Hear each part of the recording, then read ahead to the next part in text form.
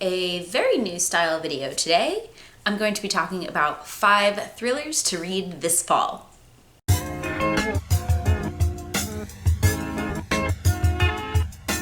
hope everyone is doing really well and is very excited for the fall season. I know pumpkin spice already started at Starbucks. Personally, I'm not actually a big fan. I know this huge thing, unpopular opinion.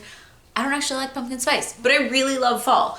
I'm excited for the cold weather, for the falling leaves. I'm also trying out a new background situation, so let me know what you guys think. Anyway, I'm just gonna get into it talking about 5 thrillers. So for me, kind of reading, like, I don't know if you're a seasonal reader, but kind of fall always makes me wanna like curl up under a blanket with a cup of hot cocoa, just reading a book. And let me tell you, these are some awesome thrillers. I'm gonna start with The Lost Village by Camila Sten. This one is set in Sweden. It follows, you get a dual storyline, and it kind of has Blair Witch Project sort of vibes. It's about this village where everyone basically goes missing overnight, and it's in a very remote part of Sweden. And no one really knows what happens. It used to be a mining town, but the mine closed down. And there's this big secret about why or how everyone disappeared. No one could figure it out. So basically, the ancestors of some of the people that originally lived in the village decide that they want to do a Kickstarter documentary about what happened in this village. So they head out there, and half the time we get what's taking place in the village with these 6 people that go and basically scope it out so that they can have media for their Kickstarter people, as like freebies and things like that. And then half of the time we get the letters that Ida, one of the sisters of someone that lived in the village at the time, is writing to her sister who lives in Stockholm, who is pregnant and unable to go visit. So that's how we get that there's a connection to the village at this point. So there's different things that take place. I thought this was such a cool roller coaster. It had trigger warning on this one, so definitely check it out if that's something that you're a little bit apprehensive about. But I thought this one was paced really well. It was, I would say, medium to fast pace. There was a reveal at the end. One of the parts I actually will say I kind of anticipated already when reading it, but I thought the reveal at the end was done really well. I personally like when sometimes it's, I don't want to give it away, but a lot of times you're wondering whether it's something supernatural or not. I like where this one ended. All right, moving on to another recent release that was fantastic. It's Razorblade Tears by S.A. Crosby. And what this is, it's a story of 2 dads who are seeking revenge for their 2 gay sons. While they're on this revenge journey, they end up, they are going through all kinds of trials. They were actually 2 men that were in prison in their, let's go with younger lives, and that actually reformed. One of them has a landscaping company. The other one sort of floats around, but the entire time we're following Ike and Buddy Lee. I really didn't know what to expect with this one, and it was a fantastic ride. I would say this one is very fast-paced, so if you're looking for something quick, this is a really good one to get you out of a rut. It has really cool LGBTQ representation in this one, along with just themes of what revenge is and how that compares to hate. There's a lot of looking into race in this one. This one actually is somewhere between thriller and literary fiction. So if you're looking for something that's a little bit more than just a really quick thriller to get through, this is a meaty one. And one of my friends and I read this together. We had a really good time talking about it. There was a lot to talk about in this one. I really enjoyed it. Definitely check this out if that's something that you're looking for. Next, I have The Night Swim. I don't remember who this one's by, so I'm gonna put it up. This one actually came in one of the Book of the Month boxes a while ago. It attracted me to it because basically what it does, who we're following is a podcaster.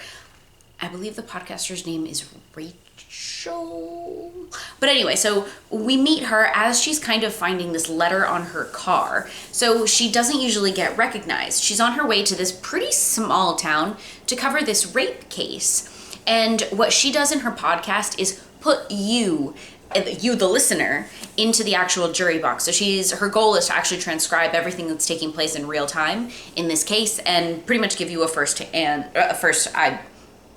a first-hand account, so you can decide for yourself what you think the outcome should be.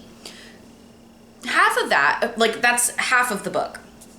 And in the book, we actually get podcast episodes. So this one actually provided I kind of dual listened and read through this one. This one as a audiobook was a really good one because the podcast episodes are actually produced really well. Half the time we're also getting letters that are being told from, I think Hannah is the name. Or maybe Hannah is her name and Rachel's the other name. But anyway, she's getting letters from this lady who is telling her, who's trying to get her to help her to uncover the murder of her sister that happened many, many years ago in the same town. As we start to read the book, we find parallels, and this was just a really fun ride. This was another medium-paced thriller, but it kind of had a really cool dynamic. If you're into true crime, if you like podcasts, this is definitely one to check out. Another one that I want to talk about today is Silvia Moreno-Garcia's Mexican Gothic. So she actually has a recent release called Velvet is the Night, that is a Mexican noir thriller. Well, actually, I don't know that I can say thriller, but it's a Mexican noir. So that one doesn't quite fit in our genre today. This time I want to talk about Mexican Gothic. I read this one last year. It is absolutely fantastic. It follows Noemi as she is being sent to basically find out what's going on with her sister. Her sister recently married into this family and they own this mine, and she lives out with them but has been acting very weird lately. As Noemi is basically sent as the courier to kind of find out what's going on, she ends up starting to find weird things with the family and starts to get this weird sensation as she's in this really crazy house. The family is very weird. It is super gothic in the creepy vibes, the house setting, even being set in Mexico, it's awesome. We get it's just great character development, and the twist in this one is really fun. That is definitely one to check out. I don't know that you haven't yet. I don't know how anyone hasn't read that yet, but if you haven't, check it out. I have yet to meet someone that has disliked that one. It's definitely a little bit weird, but in a really good way. The last one I want to talk about is actually a really classic whodunit. Personally, I'm a really big fan of just classic mystery stories, and this one has a really cool twist at the end. It's the 7.5 Deaths of Evelyn Hardcastle. I know it came out at the same time as Evelyn Hugo by Taylor Jenkins Reid. Totally different thing, completely different. Both very good. This one is a really classic British whodunit by Stuart Turton, and it's actually really fantastic. You wake up in this sort of like weird loop, and there's going to be 7 times that Evelyn Hardcastle is going to die in this like dinner sequence, and the gentleman that like is waking up in this every time has to figure out who killed her. This one is actually one that's going to get your mind turning. If you're looking for something very intense, kind of a very classic mystery, Agatha Christie style, this one is going to satisfy. Definitely check it out.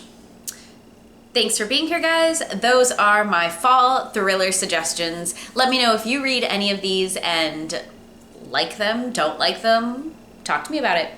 If you made it to the end of the video, leave me a little emoji at the bottom. And as always, I'll see you guys next time. Bye.